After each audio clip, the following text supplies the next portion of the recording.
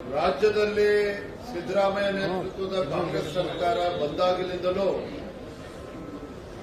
ಈ ವಿಚಾರದಲ್ಲಿ ಯಾವುದೇ ಒಂದು ತೀರ್ಮಾನವನ್ನು ತೆಗೆದುಕೊಳ್ಳೋದಕ್ಕೆ ಆಗದೇನೆ ಗೊಂದಲದಲ್ಲಿರ್ತಕ್ಕಂಥ ನಾವು ನೋಡಿದ್ದೇವೆ. ರಾಜ್ಯದಲ್ಲಿ ಭಾರತೀಯ ಜನತಾ ಪಾರ್ಟಿ ಸರ್ಕಾರ ಇದ್ದಾಗ ಬಸವರಾಜ ಬೊಮ್ಮಾಯಿ ಅವರು ಮುಖ್ಯಮಂತ್ರಿಗಳಾಗಿದ್ದಾಗ ಪರಿಶಿಷ್ಟ ಜಾತಿಗೆ 15% ಇದ್ದದನ್ನ 17ಕ್ಕೆ ಏರಿಸಿದ್ರು. ಪರಿಶಿಷ್ಟ ಪಂಗಡಕ್ಕೆ 3 ಇದ್ದದನ್ನ 7% ಅನ್ನ ಕೊಟ್ಟರು. ಆ ಸಂದರ್ಭದಲ್ಲಿ ಇದೇ ಸಿದ್ದರಾಮಯ್ಯನವರು ವಿರೋಧ ಪಕ್ಷದ ನಾಯಕರಾಗಿ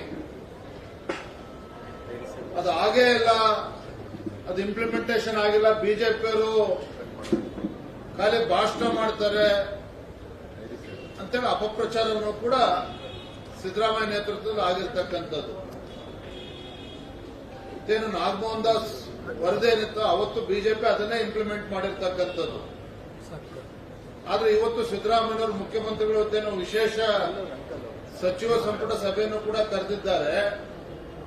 ಇವ್ರು ಮಾಡಕ್ ಕೊಟ್ಟಿರ್ತಕ್ಕಂಥದ್ದು ಸಹ ಏನ್ ಹಿಂದೆ ಬಿಜೆಪಿ ಸರ್ಕಾರ ಮಾಡಿದೆ ಅದನ್ನೇ ಇಂಪ್ಲಿಮೆಂಟೇಷನ್ ಮಾಡಕ್ ಕೊಟ್ಟಿರ್ತಕ್ಕಂಥದ್ದು.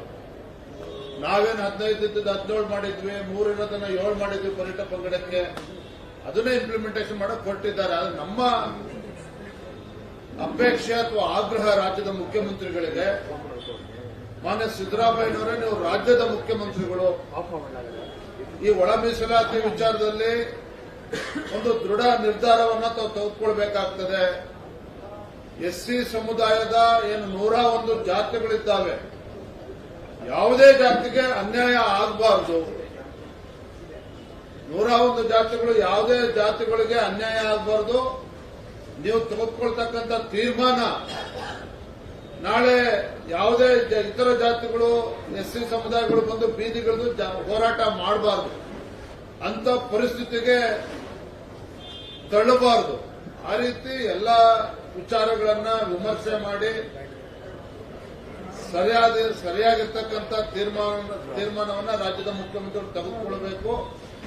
ನಾವು ಮತ್ತೆ ಪುನರುಚ್ಚಾರ ಮಾಡ್ತೇವೆ, ಎಸ್ಸಿ ಸಮುದಾಯದ ಯಾವುದೇ ಒಂದು 101 ಜಾತಿಗಳಿದ್ದಾವೆ, ಯಾವುದೇ ಜಾತಿಗಳಿಗೆ ಅನ್ಯಾಯ ಆಗದ ರೀತಿಯಲ್ಲಿ ಒಂದು ನಿರ್ಣಯವನ್ನ ಗೌರವಾನ್ವಿತ ಮುಖ್ಯಮಂತ್ರಿಗಳು ಮಾಡಬೇಕು ಅಂತೇಳಿ ತಮ್ಮ ಮೂಲಕ ವಿನಂತಿಯನ್ನ ಮಾಡ್ತಾ ಇದ್ದೇನೆ. ಸರ್ಕಾರದಲ್ಲಿರುವಂತಹ ಲೆಫ್ಟ್ ಮತ್ತೆ ರೈಟ್ ನಾಯಕರಲ್ಲೇ ಇನ್ನೂ ಕೂಡ ಹೊಂದಾಣಿಕೆ ಆಗ್ತಾ ಇದೆ. ನಿರಂತರವಾಗಿ ಆಗಾಗ ಸಭೆಯನ್ನ ಮಾಡ್ತಾ ಇದ್ದಾರೆ. ಈ ಕ್ಷಣಕ್ಕೂ ಒಂದು ಇತ್ಯರ್ಥಕ್ಕೆ ಬರುವಂತಹ ಕೆಲಸ ಆಗ್ತಾ ಇದೆ. ಇದೆಲ್ಲ ಗೊಂದಲಗಳಿಗೆ ಕಾರಣೀಭೂತರೇ ಈ ರಾಜ್ಯದ ಮುಖ್ಯಮಂತ್ರಿಗಳು ಸಿದ್ದರಾಮಯ್ಯನವರು.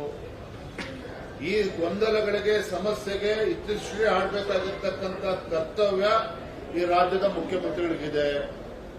ಆ ಕರ್ತವ್ಯವನ್ನ ಸರಿಯಾದ ರೀತಿಯಲ್ಲಿ ನಿಭಾಯಿಸ್ತಾರೆ ಅನ್ನುವ ಅಪೇಕ್ಷೆಯಲ್ಲಿ ಇವತ್ತು ನಮ್ಮ ಎಸ್ಸಿ ಸಮುದಾಯಗಳು ಇವತ್ತಿದ್ದಾವೆ. ಹಾಗಾಗಿ ಎಲ್ಲ 101 ಜಾತಿಗಳು ಕೂಡ ಎಸ್ಸಿ ಜಾತಿಗಳು ಕೂಡ ನ್ಯಾಯ ಕೊಡಬೇಕು ಅನ್ನುವ ಆಗ್ರಹವನ್ನು ಈ ಸಂದರ್ಭ ಮತ್ತೊಮ್ಮೆ ಮಾಡ್ತಾರೆ. ಧರ್ಮಸ್ಥಳದ ವಿಚಾರದಲ್ಲಿ ಇದು ಎಲ್ಲ 30 ಹಿಂದೆ ಮಾಸ್ಟರ್ ಮೈಂಡ್ ಇಲ್ಲಿದ್ದಾರೆ ಅನ್ನುವಂಥ ಆರೋಪವನ್ನ ನಿಕಟಪಕ್ಷದ ಜನಾರ್ದನ ಮಾಡಿದ್ದಾರೆ. ಅದರ ಮಾಹಿತಿ ಪತ್ರಿಕೆಗಳಲ್ಲೂ ಕೂಡ ಬಂದಿದೆ. ಮೊನ್ನೆ ನಾನು ಧರ್ಮಸ್ಥಳ ಹೋದಾಗ ಅಲ್ಲಿ ಸಾಮಾನ್ಯ ಜನರು ಕೂಡ ಈ ವಿಚಾರವನ್ನು ಪ್ರಸ್ತಾಪ ಮಾಡ್ತಾ ಇದ್ದಾರೆ.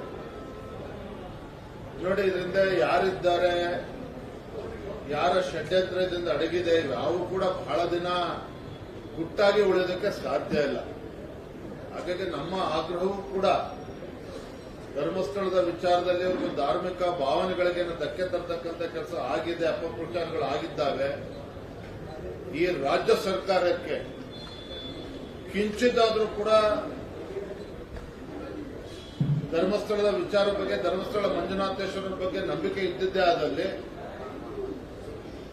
ಆ ಶಕ್ತಿಗಳು ಹಿಂದೆ ಇದ್ದೇನು ಕೆಲಸ ಮಾಡಿದ್ದೇವೆ ಅದರ ವಿರುದ್ಧ ಕೂಡ ತನಿಖೆ ಆಗಬೇಕು. ಇದನ್ನೇ ನಾವು ನನ್ನ ಸದನದಲ್ಲಿ ಕೂಡ ಪ್ರಸ್ತಾಪ ಮಾಡಿದ್ದೇವೆ.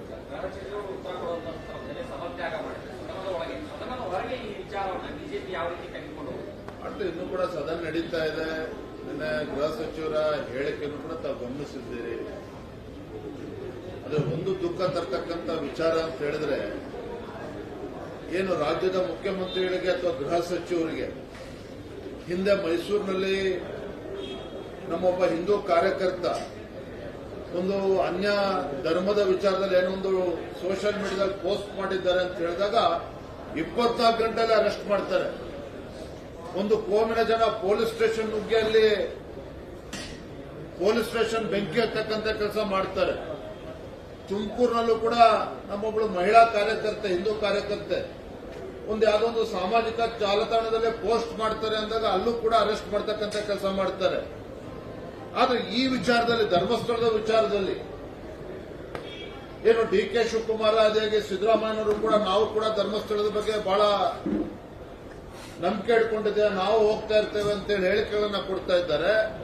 ಧರ್ಮಸ್ಥಳದ ವಿಚಾರದಲ್ಲಿ ಅಪಪ್ರಚಾರ ನಡೀಬೇಕಾದ್ರೆ ಯಾಕೆ ಅದನ್ನ ಕಟ್ಟಾಗ್ತಕ್ಕಂಥ ಕೆಲಸ ಮಾಡಲಿಲ್ಲ? ಅಪಪ್ರಚಾರವನ್ನ ಯಾವ ವ್ಯಕ್ತಿಗಳು, ಯಾವ ಸಂಘಟನೆಗಳು ಅಪಪ್ರಚಾರ ಮಾಡ್ತಾ ಇದ್ದು ಆ ಸಂಘಟನೆ ವಿರುದ್ಧ ಇವತ್ತಿಗೂ ಕೂಡ ಯಾಕೆ ಎಫ್ಐಆರ್ ದರ್ಜ್ ಆಗಲಿಲ್ಲ?